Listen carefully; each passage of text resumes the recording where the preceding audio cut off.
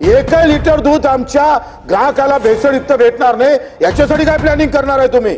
भेसळयुक्त दूध करणाऱ्याला फाशीची शिक्षा देण्यात यावी. केलं का रोज 60 लाख लिटर दूध हे भेसळयुक्त लोकांना दिलं आहे. भेसळयुक्त दुधामुळे शेतकरी मरत आहे आणि ते ग्राहक पण मरत आहे. किती काय हॉस्पिटल बांधा, काही फायदा होणार नाही. तुम्ही इकडे 5 लाख रुपये देताय उपचारासाठी, त्याच्यापेक्षा अधिक जास्त खर्च करणार. इकडे शेतकरी मरतोय आणि ग्राहक पण मरताय. सगळ्यात जास्त प्रमाणात जर भेसळ होत असेल तर सध्या दुधामध्ये होतं. आणि माननीय मंत्री महोदयानं कबूल केलं का रोज 60 लाख लिटर दूध हे भेसळयुक्त लोकांना दिलं जातं. आणि एकंदरीत आपण जर मेडिकल रिसर्च सगळ्याचे रिपोर्ट जर घेतले तर अध्यक्ष महोदय, येणाऱ्या काळामध्ये भेसळयुक्त अन्न किंवा पदार्थामुळे होणारं कॅन्सरचं प्रमाण जर तुम्ही हॉस्पिटलला जाऊन पाहिलं तर मोठ्या प्रमाणात आहे. हा मोठा सगळ्यांचा मोठा महत्त्वाचा प्रश्न आहे. आणि आजही आपण पाहिलंय आमदार खासदार याच्यामध्ये शंभरामागं आपण जर अध्यक्ष महोदय पाहिलं तर ते 5-6% वर जात आहे. आणि याच्यामुळे अध्यक्ष महोदय, भेसळयुक्त दुधामुळे शेतकरी मरत आहे आणि ते ग्राहक पण मरत आहे. तर याच्यावर काही ठोस कारवाई होत नाही आणि केलेल्या कारवाईमध्ये प्रचंड करप्शन होतं. मला वाटतं पटलावर तुम्ही ठेवलं पाहिजे का या 2-3 वर्षामध्ये भेसळयुक्त दुधामध्ये कोण कोण आरोपी सापडलं, त्यांच्यावर काय काय कारवाई केली आणि येणाऱ्या काळामध्ये भेसळयुक्त दूध जाणार नाही याच्यासाठी काही ऍक्शन प्लॅन आपण तयार करणार काय, याबाबत उत्तर आम्हाला द्या. दूध आणि दूधजन्य पदार्थ जवळजवळ या एका वर्षाच्या कालावधीमध्ये 196 नमुने आपण तपासलो, ठेवतो सगळं. आणि जवळजवळ जप्त साठा 25,338 लिटर आपण जप्त केलं आणि जवळजवळ आपण 13,44,406 रुपयाचा आपण त्यानं दंड केलेला आहे. अशा प्रकारचा हा आपण केलेला कारवाई आहे.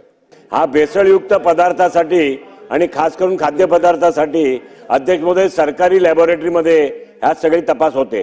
अध्यक्ष महोदय, जर खासगी क्षेत्रातली लोक पुढे आली आणि त्यांनी सरकारकडे मागणी केली की आम्ही आमच्या पद्धतीने याची भेसळयुक्त खाद्यपदार्थाची टेस्टिंग करून चार्जेबल टेस्टिंग करून देऊ, सरकार अशा खासगी कंपन्यांना किंवा खासगी आस्थापनांना अशा लॅबोरेटरी टाकण्याची परवानगी देणार का? देणार तो हा निर्णय किती दिवसात घेणार? लवकरच आम्ही मंत्रिमंडळापुढे जाणार आहोत आणि मान्यता घेऊन आपण लवकरात लवकर आपण हे मान्यता घेऊन दूध जर लोकांच्या खिशात जात आमचा कारवाई सुरू तर आहे. याचे परिणाम काय? अध्यक्ष महोदय, किती काय हॉस्पिटल बांधा, काही फायदा होणार नाही. तुम्ही यावर अधिक जास्त कुमक कशी लावताय, हा फार गंभीर विषय आहे. तुम्ही इकडे 5 लाख रुपये देताय उपचारासाठी, त्याच्यापेक्षा अधिक जास्त खर्च करणार. इकडे अध्यक्ष महोदय, शेतकरी मरताय आणि ग्राहक पण मरताय आणि आपण बिलकुल बिनधास्त उत्तर देताय. काय ऍक्शन प्लॅन आहे? एकही लिटर दूध आमच्या ग्राहकाला भेसळयुक्त भेटणार नाही, याच्यासाठी काय प्लॅनिंग करणार आहे तुम्ही? एक महत्त्वाचा प्रश्न उपस्थित केला. सभागृहातल्या काही जुन्या सन्माननीय सदस्यांना आठवत असेल की हा प्रश्न अनेकदा आपल्याला सगळ्यांना भेडसावतोय. हा लोकांच्या जीवनाशी खेळणारा असा प्रश्न आहे आणि म्हणून आम्ही त्यावेळेस इथं कायदा केला होता अध्यक्ष महोदय की भेसळयुक्त दूध करणाऱ्याला फाशीची शिक्षा देण्यात यावी. हा कायदा करून आपण दिल्लीला पाठवला होता, परंतु दुर्दैवाने दिल्लीला राष्ट्रपती महोदयांची त्याला सही लागते. ती सही काही तिथं झाली नाही. ते म्हणले की एवढा मोठा म्हणजे ह्या कृतीला किंवा ह्या गोष्टीला एवढी मोठी शिक्षा ही देता येणं शक्य नाही. परंतु सन्माननीय बच्चू कडू साहेबांनी 60 लाख लिटर नाही, भेसळ होते ही मी मान्य करतो, भेसळ होते, त्यामध्ये इतक्या मोठ्या प्रमाणावर नाही, परंतु भेसळ अजिबात होता कामा नये ह्याच मताचं सरकार आहे. आणि मी राज्याचा अर्थमंत्री म्हणून सभागृहाला अवगत करू इच्छितो की हे डिपार्टमेंट अजून काही त्यांना स्टाफ लागत असेल, अजून काही त्यांना इन्फ्रास्ट्रक्चर उभं करण्याच्या करता ज्या ज्या गोष्टी लागत असतील, नवीन लेटेस्ट मशिनरी काही मार्केटमध्ये आलेली, जे जे काही त्यांना हे सगळं निर्मळ दूध, गाईच्या किंवा म्हशीच्या सडातून निघणारं दूध आमच्या ग्राहकापर्यंत पोहोचवण्याच्या करता जी काही खबरदारी घ्यायची ती या विभागाने घ्यावी.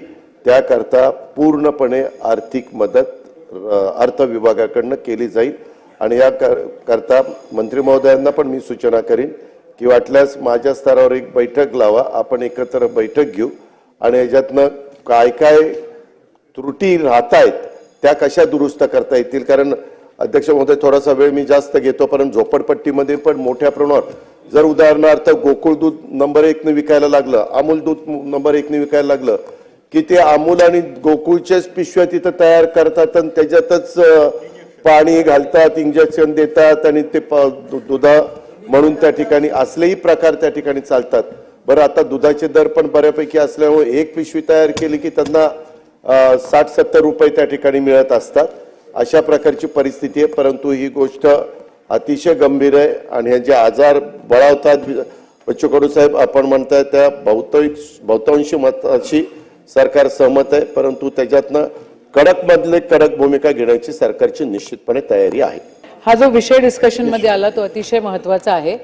नागपूर, अमरावती, वर्धा, मग अकोला, बुलढाणा, जालना या ठिकाणी जे काही आम्ल पदार्थ आणि जे काही मिक्स झालेले पदार्थ येतात ते मध्य प्रदेशातून त्या ट्रॅकमधनं येतात अध्यक्ष महोदय, आणि त्या ट्रॅकला थांबवणं अतिशय गरजेचं आहे. मोठ्या प्रमाणामध्ये गुटखा हा जो आहे हा तिकडून येतो. आपण सगळ्या गोष्टी करतो पण त्याच्यावर रेस्ट्रिक्शन लागत नाही. अजितदादा, ज्या वेळेला आपण अमरावतीमध्ये आला होता त्यावेळेला देखील आम्ही हा विषय आपल्याकडे मांडला होता.